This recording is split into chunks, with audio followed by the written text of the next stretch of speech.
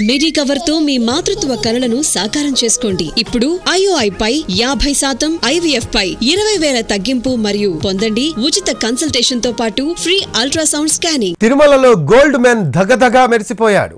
నిలువెత్తు బంగారం నగలను ధరించి శ్రీవారి దర్శనానికి వచ్చాడు.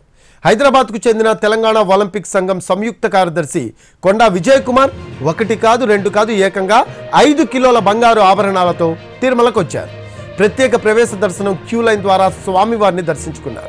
తోటి భక్తులు ఆయన వేసుకున్న బంగారు ఆభరణాలను ఆసక్తిగా గమనించారు. అంతేకాదు దర్శనం తర్వాత ఆలయం బయటకు వచ్చిన అతనితో సెల్ఫీలు తీసుకునేందుకు ఎగబడ్డారు. ప్రతి ఏడాది విజయ్ కుమార్ ఇలా బంగారు ఆభరణాలతో తిరుమలకు వస్తూ ఉంటారు. బంగారంపై ఉన్న మక్కువతోనే తాను ఈ విధంగా ఆభరణాలు చేయించుకొని ధరిస్తున్నా అని చెప్పారు విజయ్ కుమార్. అయితే సాధారణంగా 8 కేజీల బంగారాన్ని ధరించే విజయ్ కుమార్ ఈసారి మాత్రం 5 కేజీల బంగారు ఆభరణాలనే ధరించారట.